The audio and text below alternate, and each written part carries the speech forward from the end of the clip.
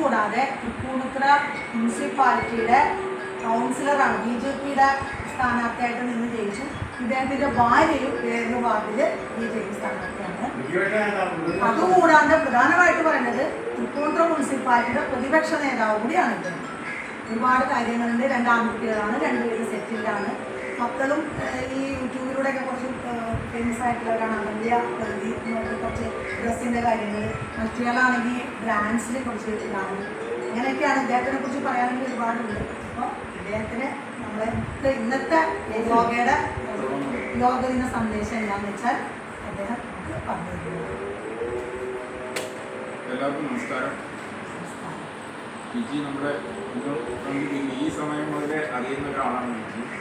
വിജിയുടെ ആ വീട്ടിൽ മിക്കവാറും ദിവസങ്ങളിൽ പോകുന്നത് പ്രദേശ് 2 പേര് എൻ്റെ സുഹൃത്തുക്കളായിരുന്നു. പ്രത്യേകിച്ച് പിന്നെ ഇവിടെ വന്നു. എൻ്റെ സ്ഥലം എവിടെയാണ്? ഞാനിപ്പോൾ താമസിക്കുന്നത് പാർവതി അമ്പലത്തിലാണ്. 50 വർഷമായിട്ട് ഇപ്പോൾ യോഗ പഠിപ്പിക്കുന്നുണ്ട്. നേരത്തെ മുതൽ യോഗയിൽ താല്പര്യമുള്ള യോഗ ചെയ്യുമായിരുന്നു.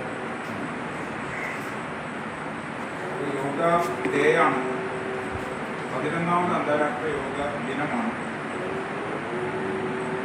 ലോകമെമ്പാടും നിന്ന് യോഗ സ്വീകരിക്കപ്പെട്ടു കഴിഞ്ഞു. അതിന് പ്രധാന കാരണം നമ്മുടെ ബഹുമാന്യമായിട്ടുള്ള പ്രധാനമന്ത്രി നരേന്ദ്രമോദിയുടെ എഫർട്ട് തന്നെയാണ്.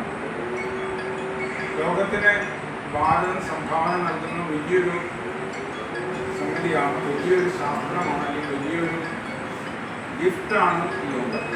ഇത് തിരിച്ചറിയാനായിട്ട് ഒരുപാട് വൈകിപ്പോയി. തിരിച്ചറിഞ്ഞിരുന്നു യോഗം. പക്ഷേ അതിൻ്റെ പ്രചാരം ലഭിച്ചത് 2014 ശേഷമാണ്. നമ്മുടെ UN കൗൺസിൽ അത് അംഗീകരിച്ചു. അന്താരാഷ്ട്ര യോഗ ദിനമായി 21ാം തീയതി സ്വീകരിച്ചു. ലോകമെമ്പാടും ഇന്ന് ഇവിടെ ഇരിക്കുന്ന സംഭവത്തിൽ പറഞ്ഞ് ചൈനയിലെ ഏറ്റവും കൂടുതൽ യോഗ ചെയ്യുന്നു എന്ന് പറഞ്ഞിട്ട് നമ്മൾ കേട്ടു. അനവധി രാജ്യങ്ങളിൽ യോഗ ഡേ ആഘോഷിക്കുന്നുണ്ട്. ഇത്തവണത്തെ അതിൻ്റെ തീം എന്ന് പറഞ്ഞാൽ 1 Earth 1 Health. ഈ ലോകം ഒന്നാണ്. വസുദൈവ കുടുംബകം എന്നുള്ള കൺസെപ്റ്റിൻ്റെ വേറൊരു പരിഭാഷയാണ് 1 Earth എന്നത്. വസുദൈവ കുടുംബകത്തിൻ്റെ ഒരു പറ്റിയ ഇംഗ്ലീഷിൽ പ്രത്യേക രീതിയിൽ അവതരിപ്പിച്ചാണ് 1 Earth. ഈ മനുഷ്യനും മൃഗങ്ങൾക്കും ജീവജാലങ്ങൾക്കും ആരോഗ്യപൂർവമായി സഹവർത്തിത്തോടെ ജീവിക്കണം എന്നുള്ള സന്ദേശമാണ് ഈ തവണത്തെ തീമായിട്ട് സ്വീകരിച്ചിട്ടുള്ളത്. യോഗയുടെ സന്ദേശം തന്നെയാണ്, ആരോഗ്യം തന്നെയാണ്. ആരോഗ്യം എന്ന് പറഞ്ഞാൽ ശാരീരികമായ ആരോഗ്യവും അതോടൊപ്പം തന്നെ മനസ്സിൻ്റെ സ്ഥൈര്യവും ആരോഗ്യവും രണ്ടും ചേരുമ്പോഴാണ് ആരോഗ്യം എന്ന് UN ഒരു ഡിക്ലറേഷനിൽ പറയുന്നത്. ആരോഗ്യം എന്നാൽ ശരീരത്തിൻ്റെയും മനസ്സിൻ്റെയും ആരോഗ്യമാണ് ആരോഗ്യം എന്ന് പറഞ്ഞിട്ടുണ്ട്. അപ്പോൾ അതിനെ സ്ഥാപനവൽക്കരിക്കുന്നതിന്, അതിനെ പ്രചാരം നൽകുന്നതിന് വേണ്ടിയിട്ടാണ് ഈ 1 Earth 1 World 1 Health 1 Earth 1 Health എന്ന് ഒരു നാമകരണം ചെയ്തുകൊണ്ട് ഇത്തവണ തീം സ്വീകരിച്ചിട്ടുള്ളത്. ഞാനിപ്പോൾ രാവിലെ എറണാകുളത്ത് ഒരു പ്രോഗ്രാമിൽ പോയിരുന്നു. രാവിലെ 7:28 വരെ. ഇത് കഴിഞ്ഞിട്ടാണ് നമ്മൾ പോകുന്നത്. നമ്മുടെ സമൂഹം മതം പോകുന്നത്.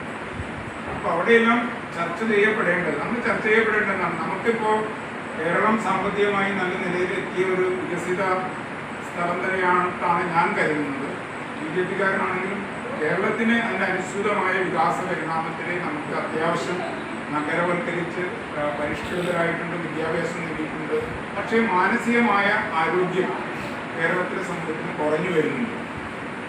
അതൊരു അപകടകരമായ സൂചനയാണ്. ഇന്നിപ്പോഴും നമ്മളെപ്പോഴും, പ്രത്യേകിച്ച് ഇന്ന് അജി പറഞ്ഞ കാര്യം, ഒരു സ്ത്രീ ആത്മഹത്യ ചെയ്യാനുള്ള കാര്യത്തെക്കുറിച്ച് പറഞ്ഞു. അതിവിടെ വിഷയമല്ലാത്ത ഞാൻ പരാമർശിച്ചു. പക്ഷേ മാനസികമായ ഒരു സന്തുലനാവസ്ഥ ഇന്ന് കേരള മനസ്സിൽ പോയിട്ടുണ്ട്. ഒരു ഒറ്റപ്പെട്ട സംഭവമായിട്ട് നമുക്ക് എണ്ണാൻ പറ്റും. ഒറ്റപ്പെട്ട എല്ലപ്പോഴും ഉണ്ടാകുന്നതിനാണ് നമ്മൾ ഒറ്റപ്പെട്ടതെന്ന് പറയുക.